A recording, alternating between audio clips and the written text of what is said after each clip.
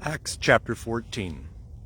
And it came to pass in Iconium that they entered together into the synagogue of the Jews, and so spake that a great multitude both of Jews and of Greeks believed.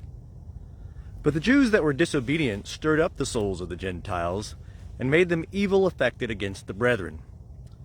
Long time therefore they tarried there, speaking boldly in the Lord, who bare witness unto the word of his grace, granting signs and wonders to be done by their hands.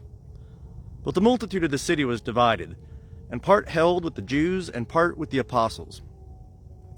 And when there was made an onset both of the Gentiles and of the Jews with their rulers, to treat them shamefully and to stone them, they became aware of it, and fled unto the cities of Lycaonia, Lystra, and Derbe, and the region round about, and there they preached the gospel.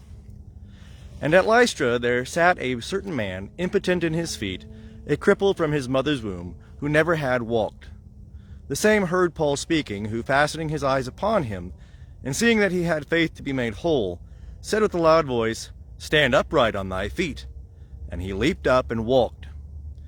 And when the multitude saw what Paul had done, they lifted up their voice, saying in the speech of Lycaonia, The gods are come down to us in the likeness of men.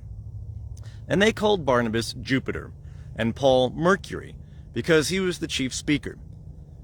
And the priest of Jupiter, whose temple was before the city, brought oxen and garlands unto the gates, and would have done sacrifice with the multitudes. But when the apostles Barnabas and Paul heard of it, they rent their garments, and sprang forth among the multitudes, crying out, and saying, Sirs, why do ye these things?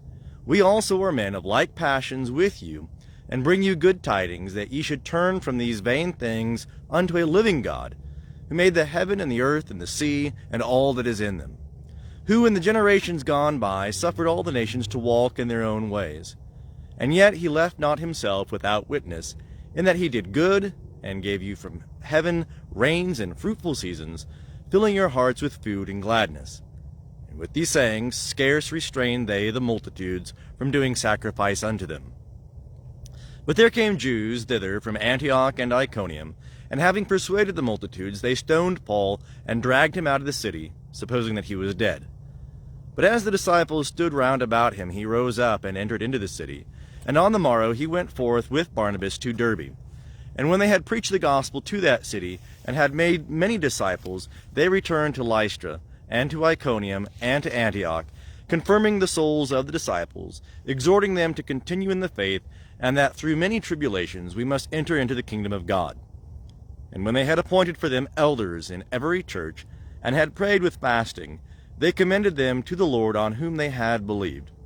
And they passed through Pisidia, and came to Pamphylia. And when they had spoken the word in Perga, they went down to Attalia, and thence they sailed to Antioch, from whence they had been committed to the grace of God for the work which they had fulfilled.